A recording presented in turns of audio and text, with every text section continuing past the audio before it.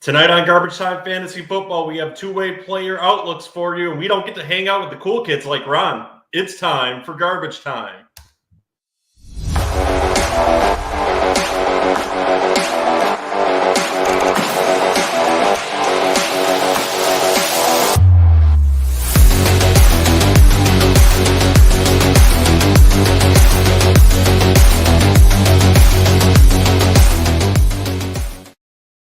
Guys, welcome into another episode of Garbage Time Fantasy Football. Tonight it is me and Ryan bringing you two-way players and two positional skill players. How are we doing tonight, Ryan?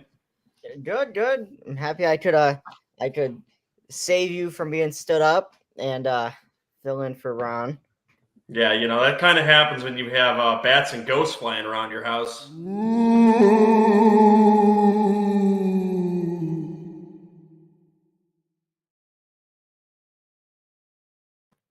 You can take a few. I'm convinced he just lives in the haunted mansion at this point. You know, you can take a few weeks off when you bring the stars to Garbage Time Fantasy Football. Guys, if you like what you hear on our podcast, make sure to like and subscribe to the show too. You can leave comments down below and send them to us live too during these shows, and we'll answer them live on the show. If you'd like to leave us voicemails, you can do that at www.garbagetimeff.com. If you'd like to listen to us in audio form too, we are now on Pandora. You can listen to us on Google, Apple, iTunes, Iheartradio, Amazon, and anywhere else you listen to podcasts. Ryan, anything you want to say before we get into the news tonight? Nah, man. No, you covered it. All right, let's get into it. Just kidding. News update.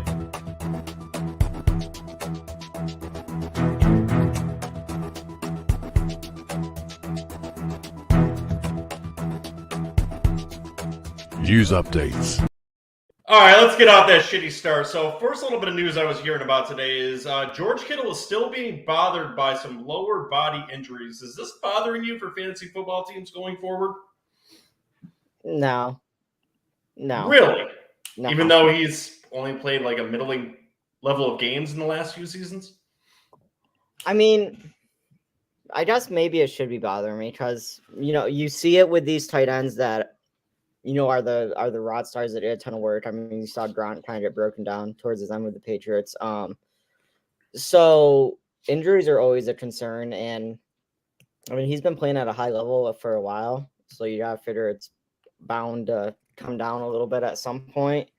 I just feel like it was just not that long ago he was like the top guy for tight ends, and now he kind of I mean, he was still top 5 last season, so I think he'll still be a decent pick, but he's probably but he's kind of falling into that category of the proverbial injured player where you're going to miss him a few games every single year. It kind of feels like now where he just kind of throws his body out there, and I think getting the first down is more important than actually his health at this point. He just doesn't seem to really care for his own health, and that could affect his outlook, especially on your dynasty teams. Maybe not so much in your redraft, but his long-term outlook could be concerning for you. Yeah, you're definitely probably going to want to make sure you have a decent backup tight end. Last season he missed 3 weeks. Really tapered off there the final 3 games of the season. But yeah, it was all the way from week 5 to he missed 5, 6, 7, and 8 between injuries and bye weeks. So that was a pretty good chunk of the season that you didn't have. Good chunk of the fantasy season that you didn't have him. So in your estimation, do you think he still remains in the top 5 of tight ends this year? Yeah. So where would you kind of put him among tight ends? Give us some names of the circle he's running in. I mean, so obviously you have Travis Kelce right there, Mark Andrews. I think that's by far the top 2. Yep. And then you're still, I think you're still gonna have Dalton Schultz hanging around there. I'm thinking Kyle Pitts is probably gonna, jump up a ways. So probably in that ballpark. I mean, even Zach Ertz finished top 5 last year, but I think that's kind of you'll still see him in that top 5, top 6 range. Okay. And about midday today too, Jerry Jeudy, it is reported now that it is believed that all the charges are going to be dropped. The DA's office is going to make a motion for those charges to be dropped. What's your thoughts on Jerry Jeudy potentially going forward in leagues? Is he in the clear now? Are we expecting a suspension? And what's his outlook for your teams?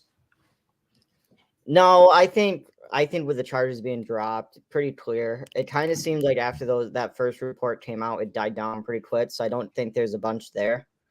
So I think he's in the clear. I'm definitely hoping so, and I'm happy to see the charges being dropped, given that he's on my dynasty team. And that would have hurt a lot, especially now that he's finally going to be getting a quarterback, so that he could have the breakout that everyone's been expecting him to have. Do you think he'll have that with Russell Wilson, or are you more of a Cortland Sutton fan going forward? No, I think it's Judy's year. I think Jeudy, if he's going to have a breakout year, this will be the year. Now, here's another question I wanted to ask you, because a lot of people have been doing the rookie drafts already, and we're starting to get to that point where you have redraft leagues and stuff going on. And eventually we'll obviously get to the yearly leagues where every roster is reshuffled anyway. Where do you put Jerry Jeudy among the rookies that are being drafted this year, given his still very young age and his quarterback situation? Yeah, I really liked his value still, especially in Dynasty, because what is he, like 24? Yep. 23 going on 24. Yeah, so he's still super young. Already has the experience. That it's very rare that you have a rookie wide receiver that comes in and does a Justin Jefferson and Jamar Chase kind of situation. You're usually going to be sitting and waiting a season or two. Jerry Jeudy's already got 2 seasons in. Last year was a huge disappointment.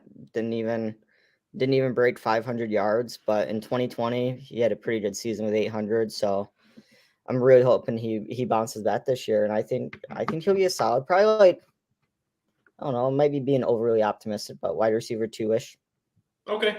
All right. And some more offseason nonsense reporting is out there. Najee Harris is reportedly up to 244 pounds, which is 10 pounds heavier than he was last offseason. Is this extra weight going to help him, or does this absolute nonsense going into this season?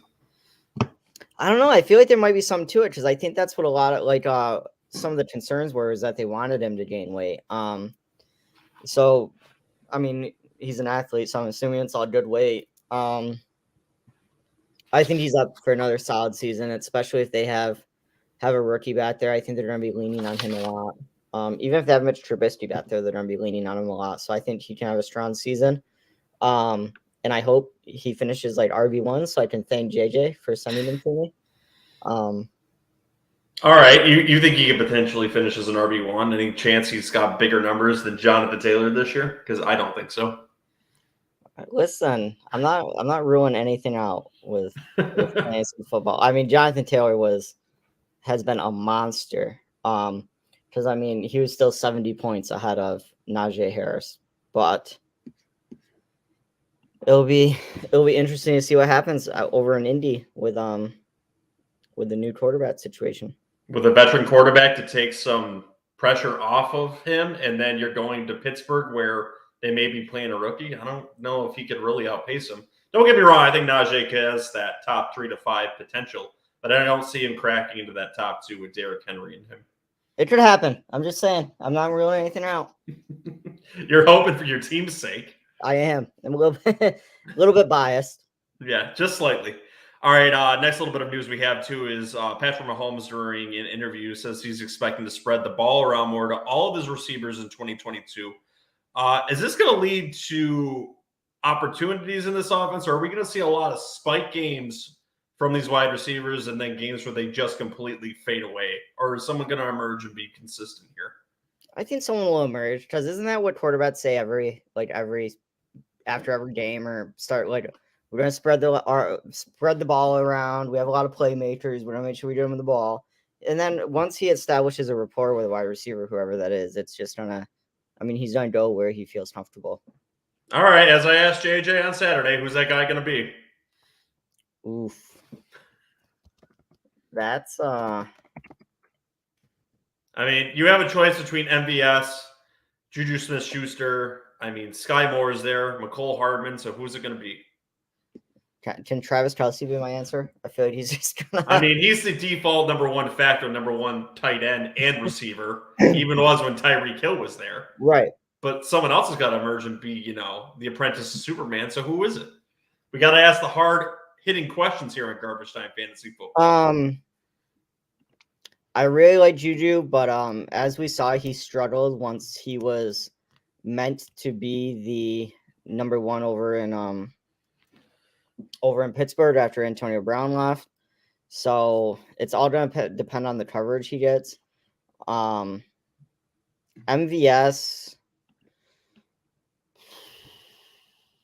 I don't know. MVS is taller. MVS, 6'4", big target for him. 3-year contract. I'm gonna say Juju. I think Juju. Even with just the 1-year, $5 million contract. I mean, listen, it's a 1-year prove it deal. It's usually when they decide to play. It's when you sign them to 10-year contracts. So you gotta worry.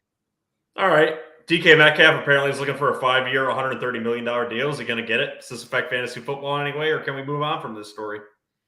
I think we move. I think everyone's looking to get paid. I mean, I'm seeing reports Deontay Johnson is holding out, wanting to get paid.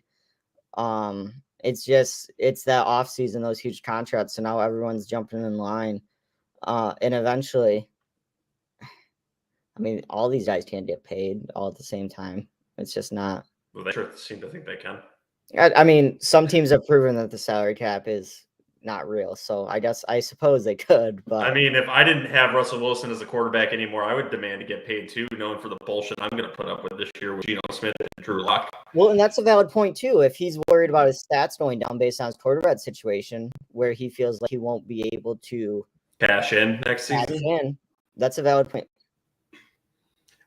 I honestly, though, think there is something a little bit more there with the Deontay Johnson that went to OTAs. And I think this is a little bit concerning for Pittsburgh because this was his teammate, Chase Claypool, was the individual talking about this. This wasn't from a beat reporter or anything. No. This is one of his buddies on the team. And he showed up last year and played very well for that team. And Pittsburgh needs him for the quarterback situation, considering they have some veteran presence on that team. But they may have a rookie quarterback going into next year, and we didn't even say he's got really small hands. Remember, JJ said that's going to, affect everything. Allegedly, he can't play well, and that's going to lead to Mitch Trubisky playing for the team. Allegedly, Deontay Johnson showed back up today. He showed up for ETAs today. OTAs, okay. I mean. Okay, so is this just him putting it out there that he wants to get paid? Maybe, but I mean, when that report came out, he also came out and said, don't believe everything you see or hear or whatever. So I'm not sure who knows. Or is this just the fact that it's voluntary workouts and it doesn't matter? That I think that could be it. I think some people might be reading into it more than what's there. I mean, you gotta make headlines, right? Yeah, and there's nothing to fucking talk about in the offseason, so this is the stupid shit we talk about. Good old speculation. Do you think Deontay Johnson is really unappreciated in fantasy football circles? It feels like he's always undervalued the last few years, and he always comes out and performs well. He really is. And I had him in 1 or 2 leagues, and I was loving it. I just think he's always been. He was wide receiver number 8 in PPR leagues last season. Where do you rank him this year? And do you think he can perform potentially with a rookie starting from week 1? Because yes, JJ, the rookie from Pittsburgh is going to start from week 1. I think that's going to hurt him. I do. I think he falls out of the top 10. I don't think you see him in the top 10. It's always super rough when you get new quarterbacks and all of that. I mean, luckily he's still only 25. But I think you might see a slip at least for the first part of the year. So you're seeing him more right now as a high-end wide receiver 2 for fantasy teams? Yeah, with wide receiver 1 upside, yeah. Okay, and speaking of former Pittsburgh Steelers, Antonio Brown says he is not expecting to play in 2022. Is this because he's taking a break and coming back next year, or is this for the fact that nobody wants him? I don't think anyone's interested in him. I don't know how you can walk off the field in the fashion that he did and expect a team to want to sign you. I just don't. He's got a lot of stuff going on. He's got to figure it out. I don't know what's happening, but yeah, I don't think we see him play this year. Okay, and then speaking of other wide receivers too, Michael Thomas, according to Nick Underhill from the New Orleans Saints website, is recovering very well from his ankle surgery and is expected to be ready for the regular season. How do you feel about Michael Thomas going forward for this season? He seems to be one of the big questions for fantasy football this season. Yeah, I mean, because when he's healthy, he's really good. I was hearing earlier he hasn't played in over. Is the last time he scored a touchdown was over 800 days ago? Is that concerning? That's what I was just looking up. Because you don't know how that's gonna look, and he's coming in with new quarterback. Well, not really new, but yeah, he hasn't had a touch. Well, Jameis isn't new in the shoplifting world. That's true. Yeah, it'll be interesting to see. I mean, up until 2020, though, 4 straight seasons over 1,000 yards. So I'm assuming he's still gonna be good. So what do you think his ceiling's going to be for this season? I mean, his ceiling, I think, would be top 5 wide receiver, probably. I mean, he's very talented. So approaching the age of 30, you don't see him dropping off at all? No, I mean, taking a year off might actually help a little bit, you know? Mm-hmm. This would actually be the second year he's taken off. Yeah, so there you go. Yeah, that's just a strange dynamic there, too, because now they have Chris Olave and Jarvis Landry, who's kind of a similar wide receiver there. So it's going to be very interesting to see the packing order of this team, because in years past, I kind of feel like he was the dominant alpha there, and there wasn't much behind him, where it kind of feels like they have a little bit there now for him. Yeah, and what would be your advice to people, and I think you were one of them, at least in some of our, like, you know, those people in dynasty leagues that maybe snagged him up late, or even in redraft leagues, took him in, I don't know, the freaking 15th round or something, just as a random possible keeper next year. What's your game plan? Would you hold on to him, or are you trying to unload him?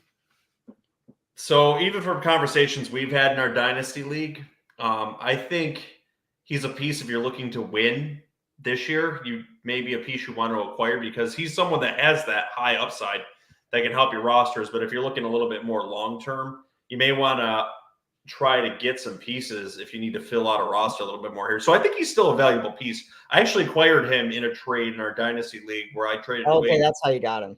Chris Carson 1 week before the neck injury for a first-round pick and him.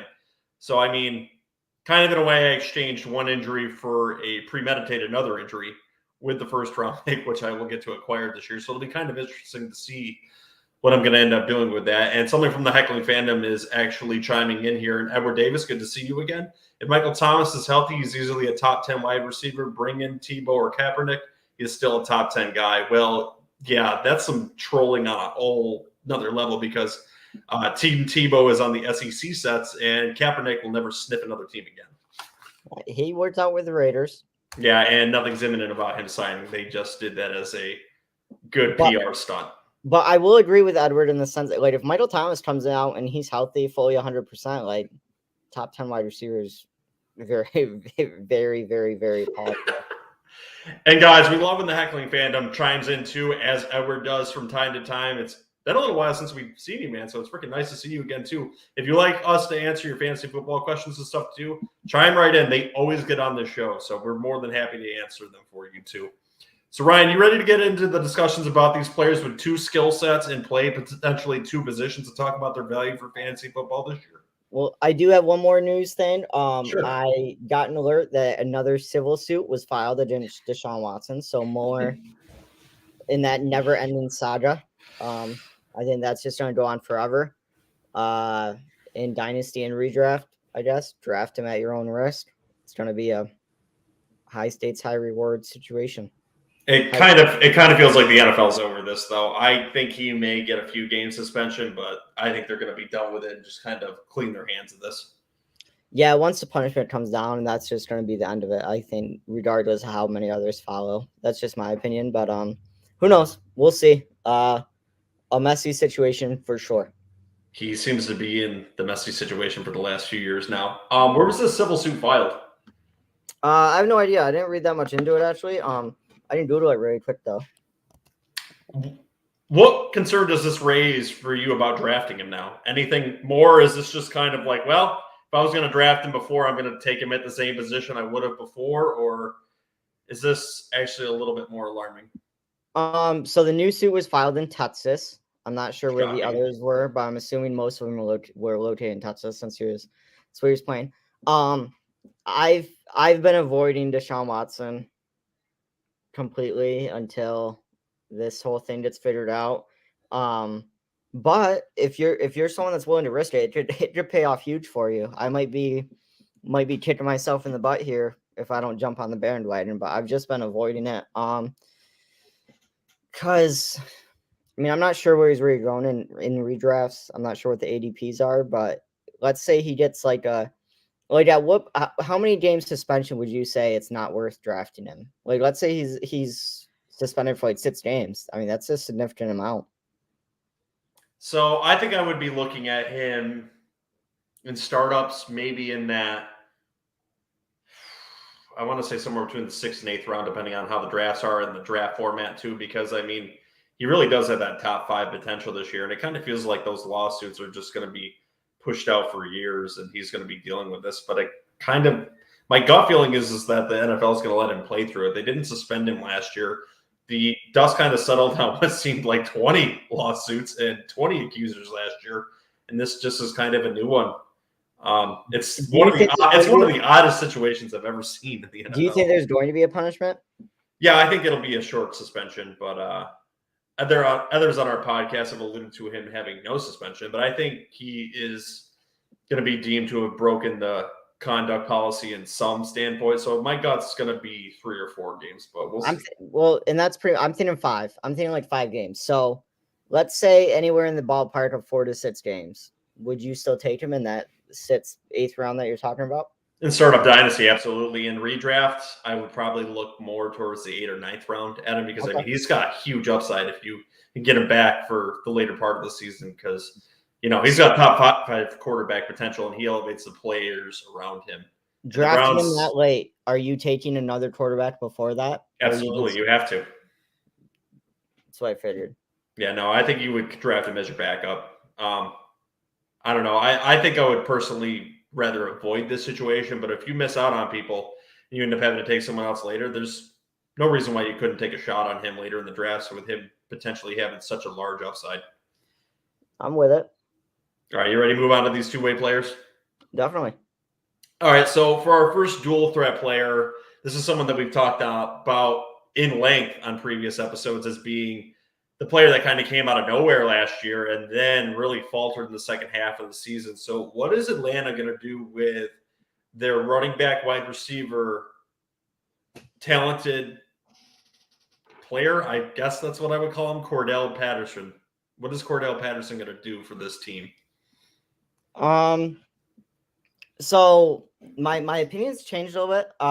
So because I've been pretty out on him. But then I was doing some research today. So when you think about it, they lost Calvin Ridley, they lost Russell Gage. They don't really have another solid running back, really. Who do they have? They have Williams and It's a rookie. Algier, right? Yeah. So in all of last season, what week was our championship game in? Do you remember? In which league, the redraft or the dynasty? The redraft. In the redraft, I believe it came in week 17. Okay. So weeks 15 to 18, he was awful. But up until then, he only had 2 single-digit games the whole season. So even if you're looking for someone that can be a solid flex player or that you can easily plug into your RB2 during a bye week or wide receiver, like he's the perfect player to fill whatever bye weeks you might have at either position or a flex spot. Like I actually really like him. I don't know how early I'd take him though. Like I feel like he falls quite a bit. Finished RB number 9 last season. I don't think he really gets to that point this season, but there is a lot of work to be had there. So let me ask you this. Do you prefer someone like him or an individual that falls in that same ballpark, David Montgomery? Oof. I think I'm taking Patterson, honestly. JJ is going to hate me for it, but I think I'm going to go Patterson. I tend to disagree with you on that sentiment because as soon as they drafted Tyler Algier, they caught Mike Davis. So I think that tells you what kind of role they're looking for him to fill, which I think is going to be that first and second down back. I think Cordarrelle Patterson's still going to have that value in the passing game, but I don't think he comes above anything more than the flex, where I see David Montgomery potentially being a top 10 running back this year. Yeah, I mean, you're right, actually. Now that if let's say I had it into I don't know, the third round or something, if David Montgomery and Cordarrelle Patterson are sitting there, I'm probably going to take David Montgomery. But I just really like the flexibility Cordarrelle Patterson gives you on your team to have that RB wide receiver. It's also, though, how long do they let you continue to use him in either position? I mean, we saw them crack down on the Tim Tebow thing pretty quickly. Remember that? Yeah. They although they let the Cordarrelle Patterson go for a while. Was Deebo ever dual?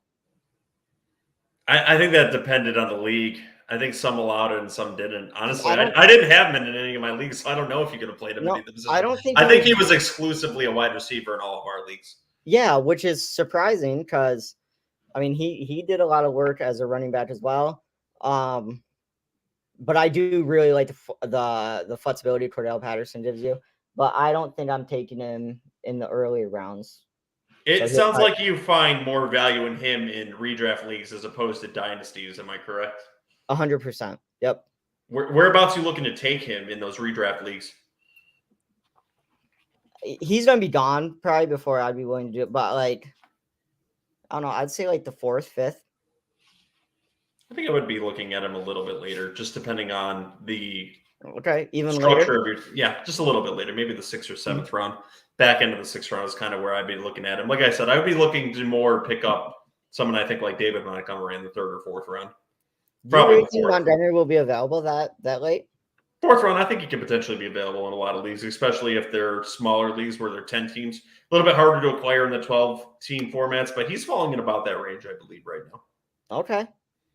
All right, you already brought up this name, so let's talk about this one too, Deebo Samuel. So there's been some interesting updates on him this offseason where we went through a few months where he was talking about wanting to be traded. It looked like he was going to be traded, and then it kind of backed off after the draft, and we really haven't heard anything about it since then. There was discussions of him wanting to leave because of location, reasons why him wanting to leave were because of money, and then it was because of his usage. So do you see the 49ers backing off on his running plays this season? And if they do, so let me preface, if they do, in your opinion, what does that do to his fantasy stock, considering he is that dual threat weapon that offense runs well through? Yeah, so heading into this season, I am at least operating under the assumption that if he is playing for the 49ers, at minimum, his usage in the running game is going to drop significantly. So I did a little bit of Joe math here. You'll be happy to hear. So we love the Joe math.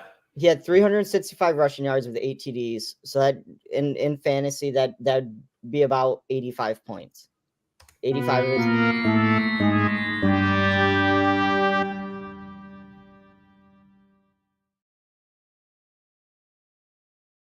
What you're saying is he's going to win your fantasy leagues for you this year. I love it. So that's about 85 points. That would be. So let's say they take him out of the run game completely. And so I cut that number in half because if he's not rushing as much, I'm going to assume he's getting more wide receiver work. So if you take out 42 of those points, which would be about half, that still puts him at about number 6 wide receiver. So still a top 10 wide receiver. If the rest of his numbers stay the same and he picks up a little bit more receiving work, not doing all the rushing stuff. So it's still a very decent value there. So are you looking at him potentially more of the late 2nd round then? Yeah. Just with a little bit of a question mark, with very high upside to win your leagues if they still use him in the same way? Yes. If he's there in the 2nd, I'm going to grab him for sure. You have any concern he sits out? Ooh, that would definitely be like. That's why I'm happy that we personally we draft a little bit later. Yeah. I can't imagine being some of these leads that are drafting now or in June, July. I prefer waiting until August, very early September, just because you can kind of see a lot more shakeout by then. Yeah, I think he's one of the most interesting pieces this offseason because before the report of him saying that he didn't want to be used in this format, I really looked at him as potentially a number one wide receiver and someone I would have taken in the first round of a lot of drafts because I like the usage. Maybe somewhere in that range from 6 to 8. But now that I've seen this report, now that he's complaining, now that there's just some question marks there, Trey Lance potentially being the quarterback there, there's just a lot of things up in the air because that's also a quarterback that could potentially take red zone targets away from him because he may call his own number at some point. So it's going to be interesting to see what happens with that team. So let's move on to that player really quick too. What do you real quick? What do you think out of all the plethora of reasons have come out as? What do you think Deebo's main reason is? Do you think it's a usage? Do you think it's money, or do you think it's just the team in general? I think he wants to be home on the East Coast. That's what I think it is. So you think it's team? It's location? Yeah, I think being out in California when he's an East Coast boy, it's kind of hard on him. And, obviously getting the bag helps and him going, shit, if I'm getting, destroyed in the running game every single game, what if I get hurt? I'm not going to get paid. So obviously money fixes those kind of issues. You I think that would the East Coast every week if you're making the bag, right? Yeah, and it's so strange because they said they're willing to pay him the bag, but what is the bag in their mind? I mean, it could be two different things. He might be thinking the bag is, a $100 million contract. They might say, well, we were going to, and it could also be a longevity versus maybe he wants a longer contract. They want to do more short term. Who knows? Mm-hmm. Are you more interested in him or a Justin Jefferson this year? Ooh. It's got to be Justin Jefferson, right? I would think so. Yeah. Yeah. Just based on the sheer destruction he put on the league last year. He was absolutely incredible at such a young age. Yeah, and just the talent level is, and I love Deebo. I wanted the Patriots to draft him, and it still hurts my heart. But nonetheless, we took N'Keal Harry, and here we are. Still on your roster, too. Yep. I hate it. For now. Anyway, yeah, I want to cover his other teammate, too, Trey Lance, who's going to be a multi-purpose weapon, too. What's your outlook on Trey Lance? Is he going to start for the 49ers this year? Are they going to use that multifaceted talent and rush with him a lot, too? And is this going to hurt his wide receivers? Ooh. I definitely think they use his rushing ability. I don't know if it really hurts his wide receivers. I don't think it's gonna be the level of like Lamar Jackson, for example. You know what I mean? Mm-hmm. Like I don't think they rush that much. Garoppolo last season with San Francisco had 441 passing attempts, which is quite a lot. He completed 300 of those. So you might see those numbers drop a little bit, but I think they still let him throw the ball quite a bit. He's a younger kid. And if they have a ton of stock in him, you don't want to risk him rushing a bunch and getting hurt. So I do foresee them using some rush, which might take off some of that rushing workload from Deebo. Mm-hmm. But I think his receivers will be fine. So you do think, though, overall this offense is going to drop a little bit in fantasy scoring this year, just across the board then, including Deebo, potentially the scoring output at the quarterback position and all the other positions? Yeah. Or do you think it's going to stay right on pace? No, I think it'll drop a little bit. Okay. They were a pretty high-powered offense last season. All right. Speaking of potential quarterbacks that could drop in stock just slightly, what's our feeling on Lamar Jackson this upcoming season? So he's kind of interesting from the fact that he's losing Hollywood Brown. Both of his running backs are coming back healthy, J.K. Dobbins and Gus Edwards. But they had some young receivers in the wing there, and he's got an insanely talented tight end in that room. So what's your feeling on Lamar Jackson for the upcoming season? A dual threat weapon. I just can't imagine how upset Lamar Jackson fantasy owners must have been taking him as early as he went and then him finishing number 15. Granted, that was him only playing 12 games last season. If he stays healthy, he'll be fine. He was averaging 21 points a game. If you spread that across a full season, he would have been right up there with, top 10, top 5 quarterbacks. So I think he'll be fine. Another question I always like to ask about Lamar Jackson too, taking him early in drafts, does that alleviate you from having to address the running back position in fantasy leagues a little bit? I guess maybe a little bit. I don't love taking quarterbacks super early.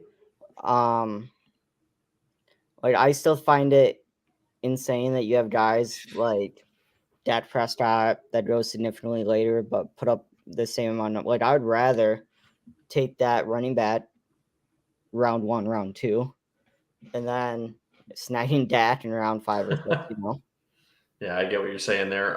Do you think there's going to be more rushing on his side this year because of the loss of Hollywood Brown? Or can people like Rashad Bateman pick up the slack for it? Ooh. I think someone's going to. I mean, he saw a huge dip in rushing yards last season, but like I said, he also missed 4 games. He had about 20 attempts less. I think it's going to stay pretty much the same. You might see him closer to his 2020 levels, where he's closer to 150, 160 rushing attempts, where he's right around that 1,000-yard mark. So you could probably look there. All right, so are you putting him in the top 5 quarterbacks of fantasy football again this year? Top 5 quarterbacks. Do you remember what his injury was last year? No, I don't believe it was very significant, though. He ended up coming back from it. I don't know if I'll put him top 5. I don't know. Probably stubbing his toe on the shitter or something. I'm definitely going to say top 10. I just know he's usually long gone before I'd be willing to take him. So I don't pay a ton of attention to him. Yeah. I'd probably say top 10. All right, then let's go to the other dual weapon quarterback that Hollywood Brown went to. What is Kyler Murray going to do for the Arizona Cardinals with all that weaponry he's got there? It looks good for him, doesn't it? Shit looks great for him. Yeah. Maybe he'll actually keep the Cardinals on Twitter now. Maybe he might keep him in his bio. Just a slight chance. Slight chance. And his game is significantly less reliant on the rushing than Lamar Jackson. I know everyone sees them in the same ballpark, but when you look at their stats, last season he had 88 rushing attempts compared to Lamar's 130. Yeah, they're in only 12 games. They're 2 quarterbacks in 2 different ball games. Yeah, so I think Kyler Murray going to still see a lot of passing. He's done. I think he finishes higher than Lamar does. You don't think he's going to fall in the trap of getting injured late in the season like he has the last 2 years and just running out of gas? It's possible. It kind of seems like that's the theme of him. Well, and that's the toughest part about taking these rushing guys that are more likely to get hurt. I mean, you saw it happen to Ron in our Dynasty League last year, where he got into the playoffs facing me, and Lamar Jackson, I think, either didn't play or got injured in the first quarter and put up 2 points. Yeah, and he lost to Trevor Lawrence and Zach Wilson. Yeah, and it completely effed his whole playoffs because these rushing guys get injured as the season goes on. That's why I usually don't love them, but during the regular season, they are a powerhouse. Yeah, it kind of feels like they start off really hot and then because Ron actually had Lamar Jackson and Kyler Murray. Yeah. And still lost to Matt Jones and Trevor Lawrence. So, I believe it was Zach Wilson. Zach Wilson. Right? Matt Jones is on my team now, but not Zach Wilson and Trevor Lawrence. He lost to those 2 guys. So taking a nice young approach in your dynasty team, I see, hoping to be a monster down the line. All right, so we'll talk about a quarterback that changed positions now. One that JJ in our thumbnail put a big loser across his forehead because JJ has never called him a quarterback in any facet of the word. So, how do we feel about Taysom Hill changing to the tight end position this year? And is there going to be any fantasy value with him? Is he someone that you would stash on a dynasty roster? Or is he's just someone you're completely avoiding now? No, I'm avoiding it completely. I'm always shooting for like those top 5 tight ends, the legit tight ends. I'm staying away from Deebo. Staying away from Deebo. I don't want. I know what about you though? You took him this year, right? This past year. No, I traded for him when I needed another quarterback to try to Yeah. make a push for the playoffs, and I missed. And it cost me a second-round dynasty pick. You're regretting that one now. Yeah, well, there was slim pickings, and I was like, well, I could sneak into the back end of that, and he's been playing pretty well, even with that effed up finger. I will say Dynasty's tough because like when I play Madden, I trade all my pits away because I never even get through a whole season. But like in Dynasty, trading the pits away was fun until now. Yeah, and then you really have to gauge it because you need to see if you're gonna make a run at the playoffs or if you need to go back and rebuild. Yeah, so no, I'm staying away from. There's so many more tight ends that I would rather be looking at. Like, I mean, I traded my third for Grant, who's not even officially playing. You got Freiermuth, who I really like. I think he's gonna have. I think he might make a big jump this upcoming season. You have Trey McBride, a rookie that I really like. Hawkinson had a down year, but I think he could bounce back. So what you're saying is just avoid Taysom Hill altogether and don't even put him on your roster. No, like when you start going that deep in tight end, it doesn't even matter at that point. But is he a tight end or is he just a football player? He's a football player. I love watching Taysom Hill. All right, what if Jameis Winston goes down and they try to bring him back to the position? I mean, they brought in another quarterback for that position, but that could be very good for Taysom Hill. But then you want to see JJ's head explode. Let that happen. I would, and especially if it's a week like right before someone has to face him, and that person has Taysom Hill. Yeah, or the Saints get in the red zone and they put Taysom Hill at quarterback, and he's just like, "What are they doing?" I mean, do you see Taysom Hill even being drafted in redraft leagues? No, definitely not in redraft. Maybe in dynasty, but that's really why I wanted to ask this question because that's kind of where the point of the season where we're at. I wanted to see if he's even got any value in dynasty leagues because he's just falling right off the map now. Yeah, so I mean, it's definitely. I think Taysom would definitely be a guy to star, throw him on your watch list for after your draft. Watch him on the waiver wire, see what happens. But get him in the 20th round. I'm staying away from it. All right, we'll move on and talk about more relevant players now. So, what do we think about the multifaceted and talented dual threat Christian McCaffrey for this season? It doesn't really feel like he's gotten those injuries which hurt his long-term value. They're just kind of stinger injuries because the games that he's come in, it was only 3 or 4 last year, he was highly effective. So is he going to – yeah, just the last few years it's been weird. So what is he going to do for dynasty leagues coming up? I don't know. He burned me last season because I took him pick 102, I think. So I'm all out on Christian McCaffrey. Is he still top 5 this year? Someone's going to take him top 5. It just won't be me. Would you trust him more than, say, Dalvin Cook this year? No, I think I'd go Dalvin. All right. What about Saquon Barkley?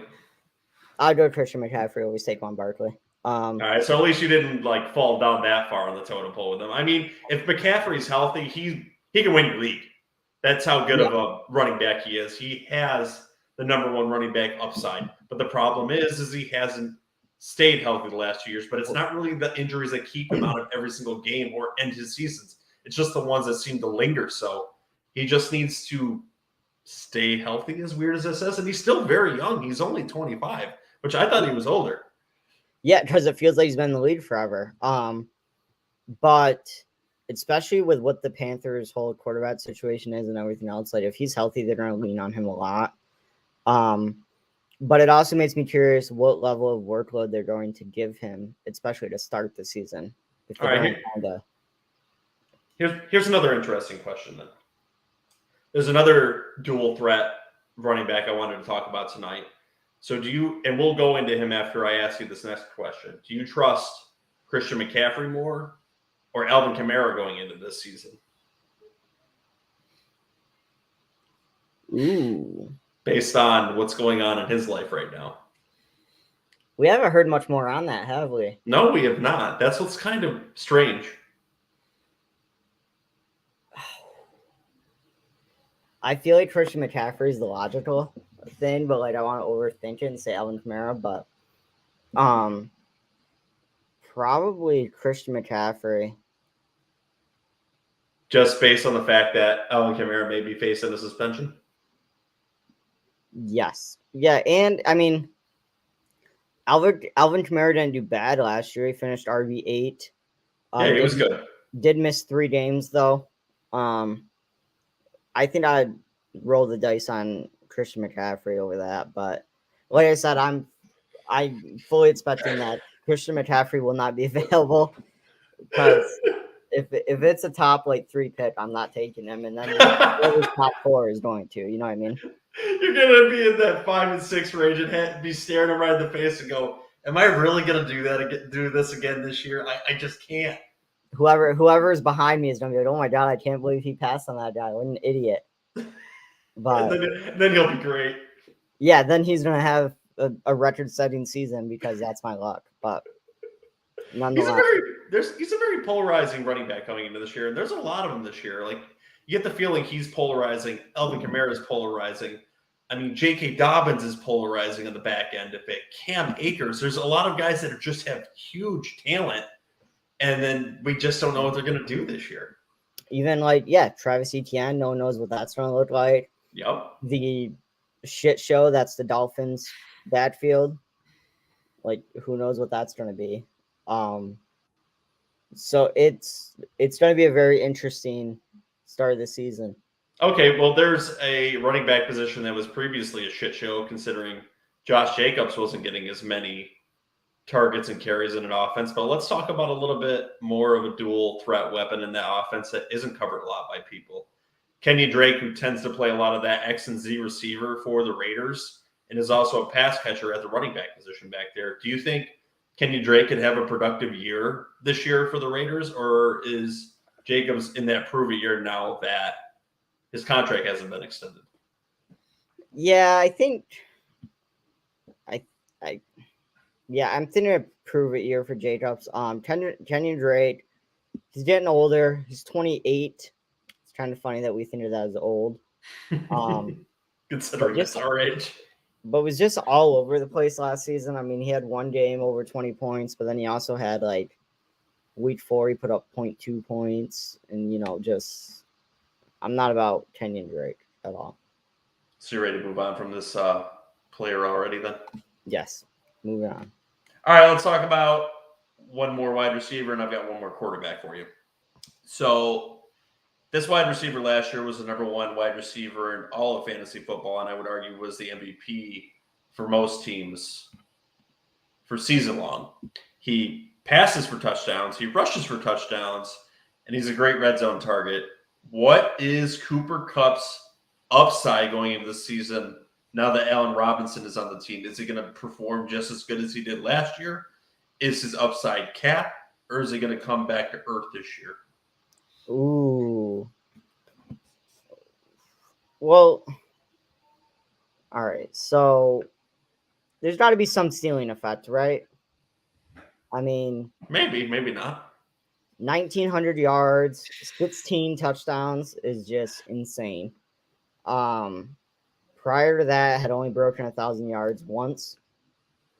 Granted, you could argue that the team he was on for some of those years maybe wasn't the highest performing. Mm-hmm. And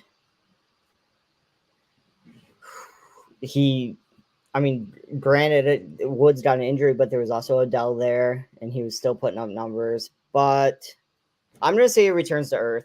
I'm more than happy to let whoever draft him at like pick number 101 or 102 or wherever he's going to go. But I think there's going to be a ceiling effect. I think he's going to come back down. I do. Okay. Do you see him finishing as the number 1 wide receiver again this year, or do you think someone else is going to take that crown from him? I don't think he finishes wide receiver 1. I don't know who will finish wide receiver 1, but I don't think it'll be him. Just 16 touchdowns. he had only gotten double-digit touchdowns one other time in his career. So, and that was 10. So that's almost. You sound like a little bit of a doubter on Cooper Kupp this year. I know, and I need to not be. I'm being a hater, but I think there's going to be a ceiling effect. I think it's kind of like the Madden curse where they say you get on the cover of Madden and then you suck. So no, you get on the cover of Madden because you just had your best season ever, and you're obviously going to return back to average at some point. So I think he returns to earth a little bit. And maybe week 10, you guys are going to be telling me how stupid I am, but I think he comes back down. All right, could you draft him over someone, say, than a Najee Harris? Nope. I take Najee Harris over Cooper Kupp. Yep. Okay. Last player I wanted to talk about tonight, too, is what about you? You're making me do all the answers here. I think I would draft him over Najee Harris. I think he's really going to stay right where he was last year. I think he's really come out of his shell down that Matt Stafford's there.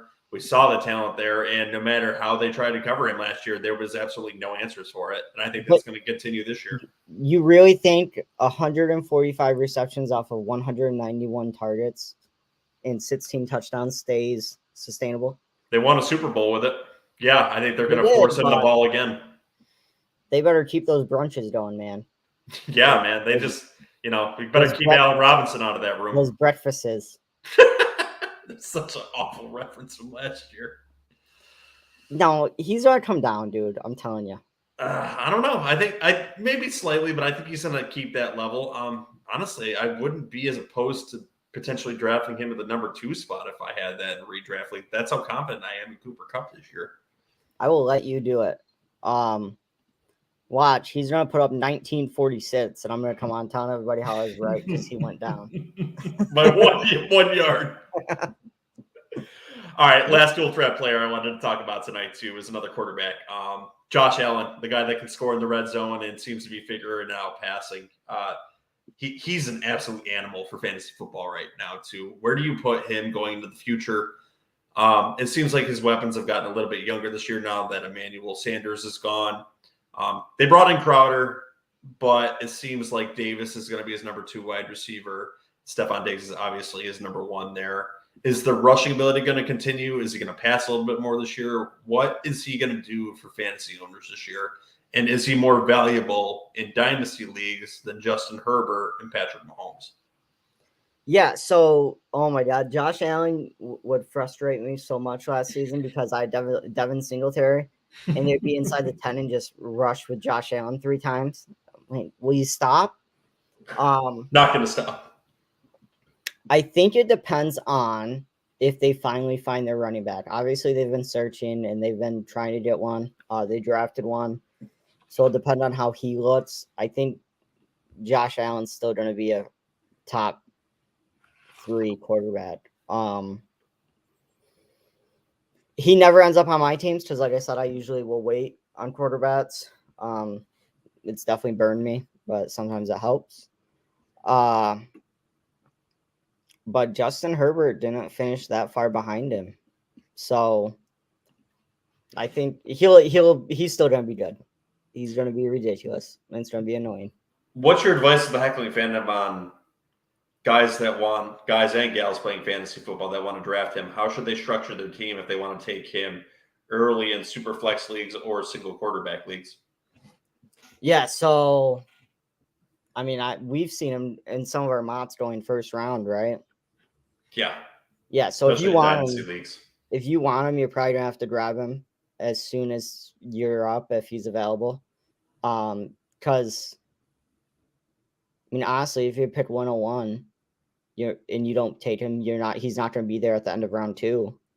No, typically it's going Jonathan Taylor, Patrick Mahomes, and then Josh Allen and Herbert tend to be there in super flex leagues.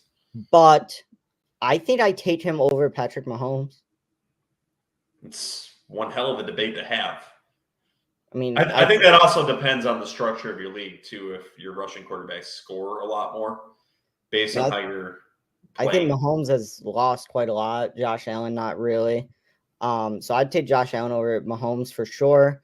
So basically, if you really want, if you're set on Josh Allen and you just are convinced on draft, you're gonna have to take him as soon as he's available. If he's still available when you're up, because by the time it circles back to you, he's not gonna be there. In dynasty formats, he's going top 4. You're not getting him probably outside of the top 4. For redraft, that's kind of an interesting question because that kind of plays out on how your league drafts too. Some leagues are very strange and don't play the right way. They don't take running backs early and they'll take quarterbacks early. So you kind of got to see how your draft's going if you want to go that direction. But that's not the structure I would build my team anyway. But you would be taking him later in redraft leagues. But in dynasty, top 4 picks, you're not getting him. I think the upside is just as good as they were last year. Fucking fortunately for the AFC East. Yeah, there's not going to be much of a drop off. And then even in redrafts, I've been seeing him go late first, early second. So I don't know, man. If you have like a very early first round pick and you're dead set on Josh Allen, if your lead allows draft pick trades or something, you're gonna have to do something because he's going to be gone. All right, and with that, we've reached the end of my list of dual threat weapons for fantasy football that we wanted to focus on tonight. Ryan, is there anything you wanted to say to the heckling fandom or any players that you wanted to talk about really quick before we got out of here? No, I think you covered it. All right, guys, if you all like what you hear from everyone in Garbage Time Fantasy Football, whether they show up or not, I promise you we'll get more episodes from Ron as the season gets a little bit closer. He's dabbling with the stars right now, so that's why we're not hearing so much from him. I feel like it's when like I'm the nerdy kid and now he's found all the cool friends, so he won't hang out with us anymore. Yeah, and Bears fans like the podcast on the weekend, so. Yeah, All right, if you like what you hear on Garbage Time Fantasy Football, like and subscribe to our show. Leave your comments down below. During these live shows, you can leave comments to them. We're more than happy to answer them. As you've seen on the last few shows, we're more than happy to go back, whether it be for the YouTube shorts that we put out there or for the videos, and we address all the questions out there. If you'd like to scream at us and tell us how awful we are at doing podcasts, you can do that at www.garbagetimeff.com, where you can leave your voice and hate mails on our website, and we'll play them live on the show because it's absolutely great for comical effect when we get to hear Christian yelling at us. And I'm expecting, now that JJ called him out on Saturday, we'll be hearing from him quite soon. Don't you think, Ryan? I would think. I'm not gonna lie, Christian. I'm a little disappointed. Yeah, where the hell you been? Kind of falling asleep at the wheel here. It's not a seasonal job, you know. Being a true number one fan, so kind of slacking. May have to take the title belt away soon. We're gonna have to probably. Might have to find an intern belt, maybe. Just like they do when they strip someone of a UFC title. Yep. Yeah, I mean he's been inactive. He's gonna be stripped due to inactivity. Yeah, I know, and he better come back strong. And if not, someone else from the heckling fandom is going to take that title. Typical Bills fan, you know. Yeah, I know. I would not expect anything less from a Bills fan. Also, guys, next week, considering of fans of rival teams, we have Dynasty Football Dad, a big-time fantasy footballer, potentially coming out of the podcast next week to start our divisional breakdowns. And as we know, we have a Bears fan on the podcast, JJ, who is, I'm sure, going to be very passionate in debating him on his takes on Bears, Packers, Lions, and Vikings players. So tune in for that shit show. That'll be very entertaining to bring that approach to the show. It's cute how JJ still has hope every season, but yeah, I know. Anyway, the arena is going to be full next week. So guys, tune into the show and have a fantastic night.